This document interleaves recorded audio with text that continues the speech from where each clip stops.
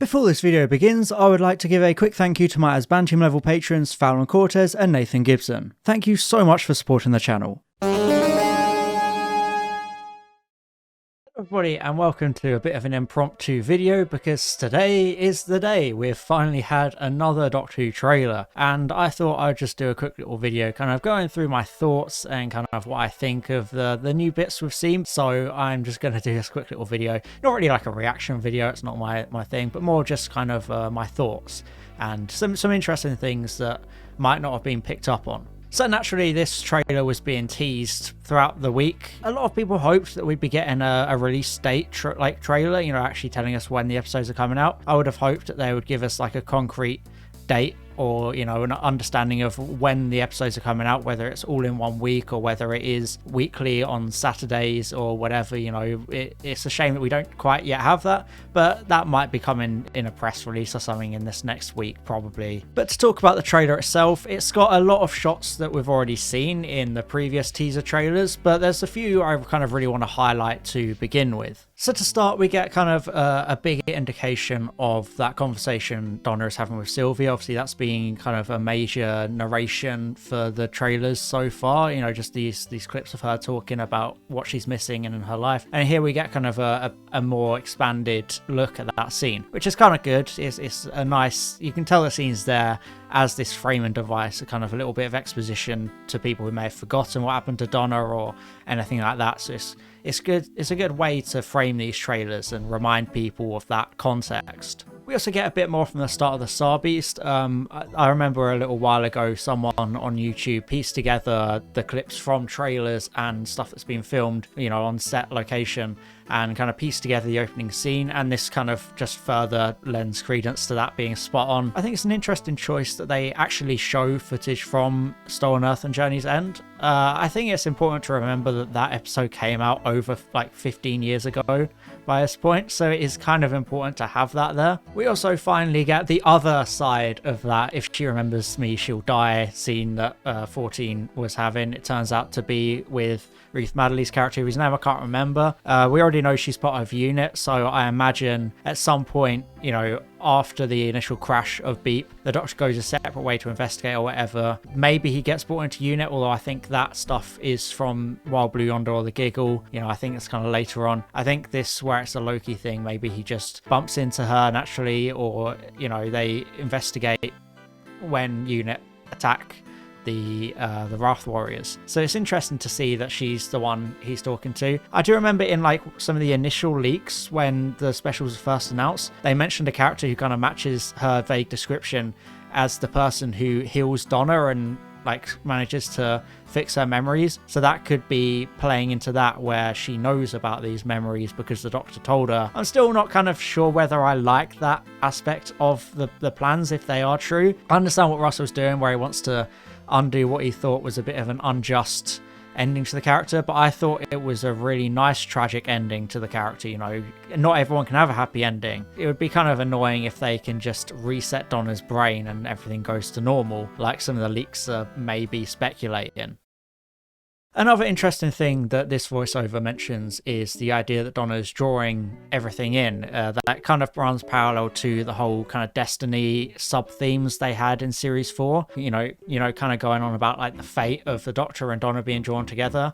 I guess Davis wants to play on that again here by, you know, drawing those parallels once more and suggesting that maybe this is part of a wider scheme, whether by the toy maker or just by fate itself, that he happens to bump into her again. So it's kind of nice that the show acknowledges that it's weird for him to immediately bump into Donna again. This also shows us that it seems like the Doctor is working with UNIT on that scene where they're fighting the Wrath Warriors, because they're clearly having a fight with the Wrath Warriors, who are like the fake out villain, because Beep the Meep is the true villain. Yeah, he doesn't seem to react to the UNIT soldiers behind him. It's more like he's looking at something else. So I guess maybe they appear and then he's kind of confused and he's looking around, but it doesn't seem like they're chasing him or trying to apprehend him. So I'd assume at that point he's already kind of brought UNIT into the fold and they're involved in what's going on, probably because of Ruth Madeley's character. If she remembers me, she will die. Obviously, we've got Donna calling an alien a Martian again. She's clearly not referring to the Doctor here, and I think I prefer that, because it's kind of, it would be kind of a bit too fan servicey to have her calling the Doctor a Martian again, because, you know, it was a big part of their banter in Runaway Bride, and series 4 was her calling him Spaceman and Martian and stuff like that. So it'd be kind of a bit too fan servicey to have her calling him that again. We do get some more cute shots of Beep the Meep. It looks so cute. It's really amazing how they brought it to life, and I just love how everyone who isn't familiar with the original story is going to think Beep Meep's this cute, you know, adipose style innocent creature, but, you know, actually it's this evil mastermind. So that's going to be a really fun kind of twist. And yeah, I think the episode's clearly going to build up to that really well. I think they're doing a good job in at least the trailers, showing it as just this innocent cute little creature that you can point and go, oh, it's that cute, it's like baby Yoda. So it'll be fun when it turns around and starts blasting people. We've got a bloody Martian in the shed! And obviously we have Sylvia slapping the Doctor, which is again a reference to, in the Davis era, pretty much every mother slapped the Doctor. You had Jackie slapping 9, you had Francine slapping 10, and I don't think Sylvia actually slapped 10. Maybe she didn't. I can't remember an instance where she did. So this may have been, you know, Russell going, well, I'll finally give her the chance to slap the Doctor. This shot is really weird to me. I've watched it in slow motion. I'm trying to work out what the Doctor's doing with his hands here to kind of like, it seems like he's blocking lasers or gunfire. He's got this strange blue glow around him, and it's kind of hard to tell whether this is something he has, whether it's like, I don't know, like a regeneration, like post-regeneration ability he's using, or whether it's like a force field. It kind of looks like it's centered around him, but then you see a little bit on the wall as well. So I'm kind of confused as to what that's gonna be. So this trailer seems to confirm what we already kind of knew, and that the Neil Patrick Harris villain is the Celestial Toymaker. Obviously there are multiple references in this trailer to it being something that's coming back, something from his, like, the Doctor's past, and it's a memory. So I think that's basically the explicit confirmation that we need. But he is recognizing me. Who is he? Hey, just quickly, Harbo from the future here. Right as I finished recording my video, I just looked on Twitter, and yes, we have explicit confirmation of Neil Patrick Harris being the Toymaker. So, you know, no, don't need to speculate anymore like I've been doing in this video. Just thought I'd kind of insert that in there, just to let you know I have in fact seen that tweet, so I do know that the Toymaker is confirmed explicitly. There's something so bad the TARDIS ran away. So this bit is really fascinating to me. Obviously, it seems to be from Wild Blue Yonder, which is the most mysterious of the two specials. We really don't know much of what's going on, but from this, it seems like they land somewhere in space or whatever, and that the TARDIS itself just yeets out of there, I guess. It just runs away. You know, that it kind of immediately shuts down all of the theories that the episode was going to take place within the TARDIS. I remember seeing a lot of speculation that was going to be the case, but evidently not. And yeah, it seems like it's going to be a very dark and intense episode. We seem to have the Doctor shouting, quite an emotional distress, really. I feel like maybe it might have parallels to something like Midnight, where there's very low amount of characters within one setting, but they really kind of go crazy on the character writing and kind of the exploration that's going on there. Just from this alone, the TARDIS isn't going to be in the episode by the sounds of it, so they're just going to be stuck here and having to, you know, go through whatever they're going through, which sounds like it's going to be a very terrible threat. Something I love is that Donna just outright says kick its ass. I feel like you could tell in series 4, Davis and Tate wanted to be saying stuff like that, but I don't think they were able to, because, you know, it was primarily just for like a very younger demographic at the time. You barely even ever heard characters say bloody or like hell or anything back then. But here we have, you know, Donna just straight up saying let's kick its ass, and I love that. It just kind of shows a bit of a development for the show, and Davis as a writer, that they're able to lean into some more kind of, not adult language, but you know what I mean, it's the closest you'll get to anything remote to proper swearing in Doctor Who. We go and kick its ass! So something really interesting in this shot is that UNIT has kind of a big Stark Tower style skyscraper. Obviously we saw at the end of Power of the Doctor, the UNIT building got destroyed. So I guess this is them having rebuilt a new one, and it's kind of this big shard-like tower. And as you can see, there's the TARDIS is being carried in very much like in Day of the Doctor, and you see the cities in just complete state with lots of smoke. This kind of, again, lends credence to the fan theory that whatever the Toymaker's doing, he's manipulating people to fight against each other, because Kate Stewart, How do we fight the human race? we knew she was going to be at least in series 14. I don't think it was stated she was going to be in these specials, but that it's nice to have that announced now. But yeah, it seems like the toy maker's plan is to possess people, or like, you know, use those creepy doll things to warp their minds to make them angry and start fighting each other. So I guess that's why the city's gonna be like this. So obviously, yeah, this shot here has Kate in what I assume is like the main control room for Unit. I like the idea of Unit having this big fancy tower. It's very kind of 21st century. It makes a lot of sense for the organization to have. Something interesting that she seems to have this armband thing. It seems like a few people in Unit have them. So if I had to guess, that's whatever they're using to prevent them going insane or coming under the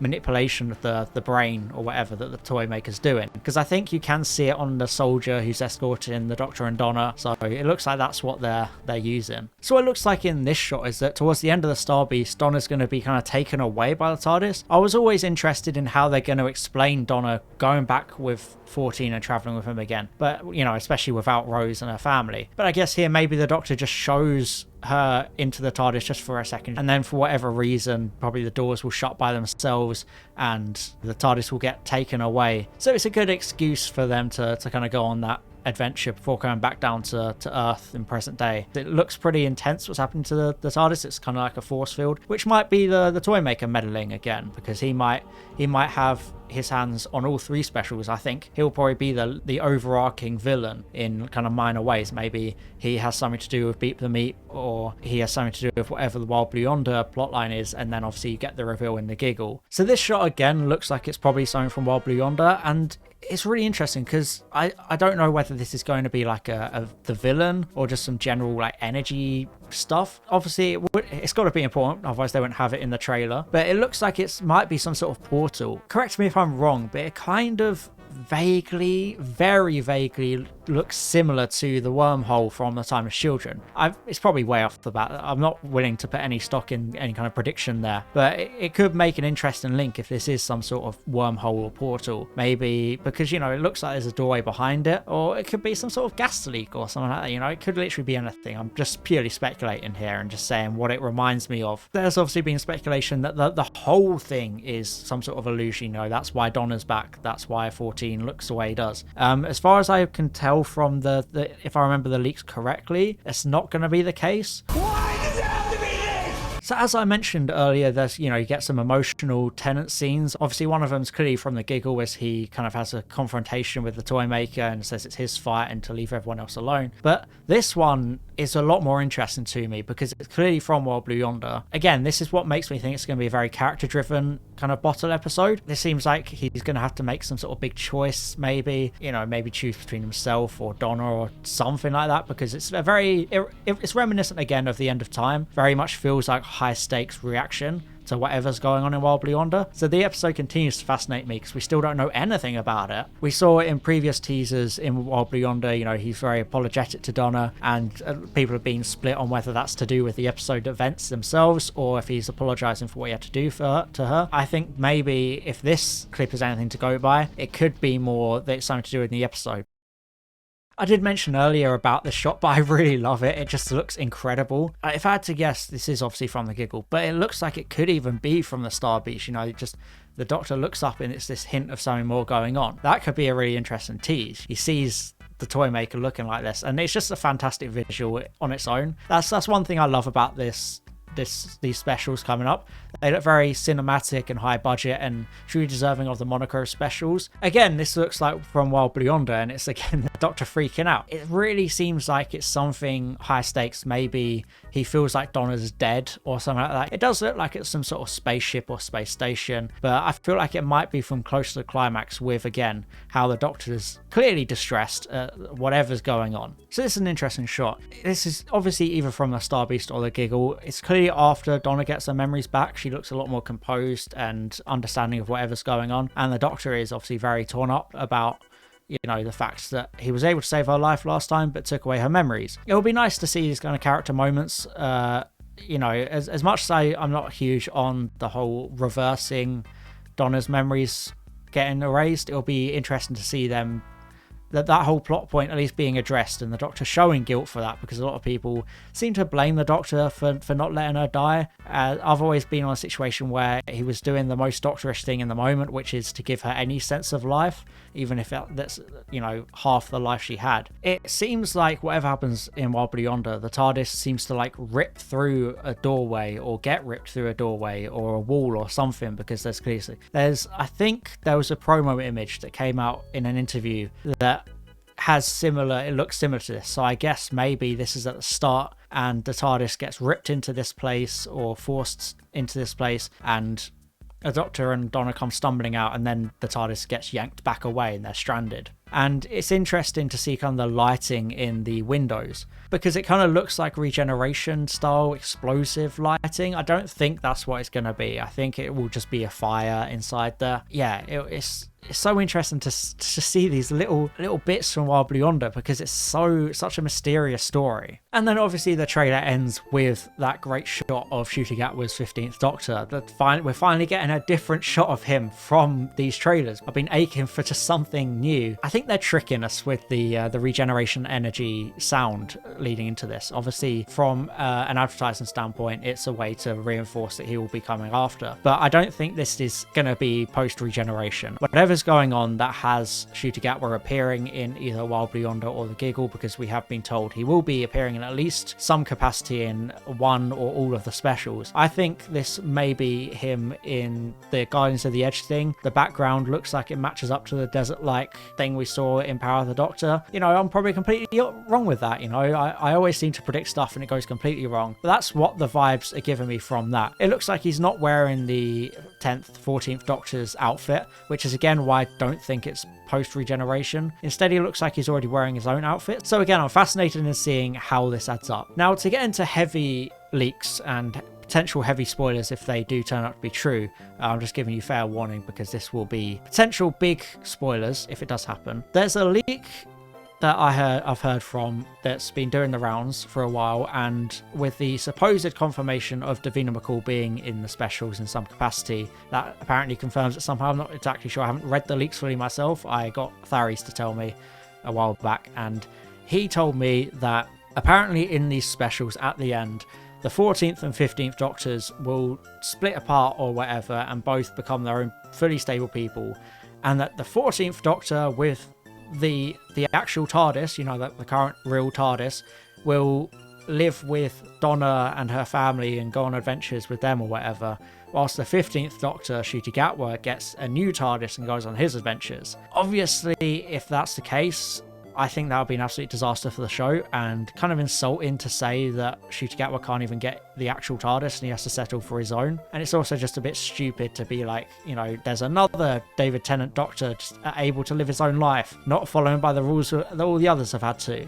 Obviously, it could sound worse on paper. I think I was talking to, I can't remember if it was Tom or For Starlick I was talking to about this, but it came up that might even turn out to be just within the Toymaker's dimension. You know, it's they defeat the Toymaker, he stays, and then Tennant and Tate get to go off on their own adventures in that separate dimension. I feel like in that very specific unlikely case, I could get behind the idea. I really hope that those leaks aren't true, or at least they're missing a lot of context or misinterpreted by whoever ultimately leaked them, because yeah, I just don't think it would be a good idea for the show to keep 14 wandering around and not have like a proper handover regeneration.